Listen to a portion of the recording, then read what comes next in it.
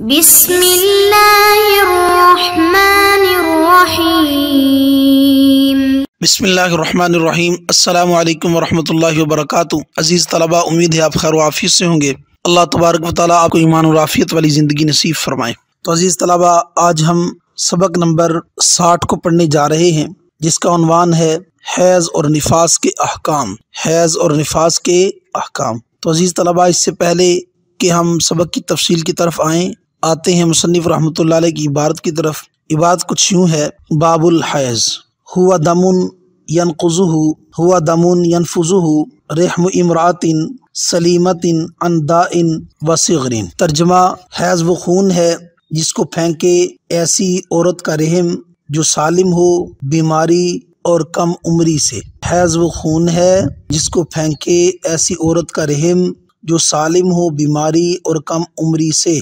ये था इबारत और तर्जमा। अब हम आते हैं सबक की तफसील की तरफ। तो अजीज़ तलबा, आज के सबक के अंदर हम पढ़ेंगे कि मुसन्निफ़ रहमतुल्लाह अलैह ने बाबुल हैज़ के नाम से बाब बांधा, लेकिन अहकाम निफास के भी साथ जिक्र किए हैं। इसकी क्या वजह है?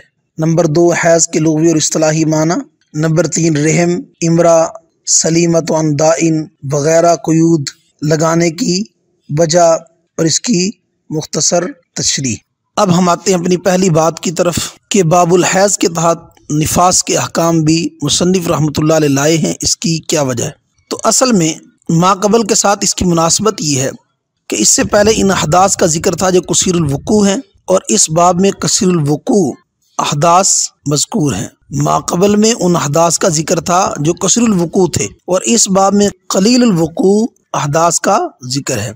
तो हैज़ के साथ निफास को जिक्र करने की वजह ये है कि हैज़ का वुकू निफास की निस्बत ज़्यादा है। हैज़ का वुकू निफास की निस्बत ज़्यादा है, इसलिए उन्वान हैज़ के नाम से बांधा है। और साथ में निफास के अहकाम इसलिए जिक्र कर दिए कि हैज़ चूँकि माहवारी के खून को कहते हैं और निफास भी खून ही का नाम है। फ़र्क ये है कि हैज़ महीने बाद आने वाले खून को कहते हैं और निफास विलादत के बाद, बच्चा जनने के बाद औरत को जो खून आता है उसको निफास कहते हैं। ये दोनों चूँकि रहम से आते हैं, इसलिए मुसन्निफ़ रहमतुल्लाह अलैह ने बाबुल हैज़ के तहत निफास के अहकाम को भी जिक्र किया है। नंबर 2, हैज़ के लुग़वी और इस्तिलाही माना। हैज़ लुग़त के अंदर सैलान और बहने को कहा जाता है। हैज़ व माना सैलान और बहना। जैसे कहा जाता है हाज़ल वादी, के वादी बह पड़ी। हैज़ की इस्तिलाही तारीफ़, मुसन्निफ़ रहमतुल्लाह अलैह ने हैज़ की इस्तिलाही तारीफ़ कुछ इस तरह की है कि हैज़ उस खून को कहते हैं, हैज़ उस खून का नाम है जिसको ऐसी औरत का रहम फेंके जो औरत बीमारी, हमल, सिगरे सिन्नी से सालिम हो। यानी वो औरत जिसके रहम से खून जारी हुआ वो खून बीमारी का ना हो, हमल का ना हो, सिगरे सिन्नी की वजह से ना हो, बल्कि बालिग होने के बाद औरत का रहम जो खून महीने के बाद फेंके और वो बीमारी का खून ना हो, हमल की वजह से ना हो, सिगरे सिन्नी की वजह से ना हो, तो इस खून को हैज़ का खून कहा जाता है। नंबर 3, मुसन्निफ़ रहमतुल्लाह अलैह ने तारीफ़ के अंदर रहम, इमरा, सलीमत व दाइन वगैरह क़यूदात लगाई हैं। इसके क्या फ़ायदे हैं? तारीफ़ में लफ्ज़ रहम से एहतराज़ है नक्सीर, इस्तिहाज़ा और ज़ख्मों के खून से, कि वो खून रहम से हो, नक्सीर का खून ना हो, इस्तिहाज़ा का ना हो, ज़ख्मों से बहने वाला खून ना हो, क्योंकि ये खून रहम से नहीं होता। ये खून नक्सीर का, इस्तिहाज़ा का, ज़ख्मों का ये खून रहम से नहीं। इसलिए शर्त लगाई कि जिस खून को रहम फेंके। इमरा, इमरा की कैद लगाकर खरगोश और चमगादड़ के खून से एतराज़ किया कि खून तो इनको भी आता है, लेकिन यहाँ पर मुराद औरत के रहम का खून है। सलीमत व दाइन की कैद लगाकर निफास का खून खारिज कर दिया, क्योंकि निफासा औरत मरीज़ा के हुक्म में है। निफासा औरत, जिसको औरत को निफास का खून आ रहा है, वो मरीज़ा के हुक्म में है।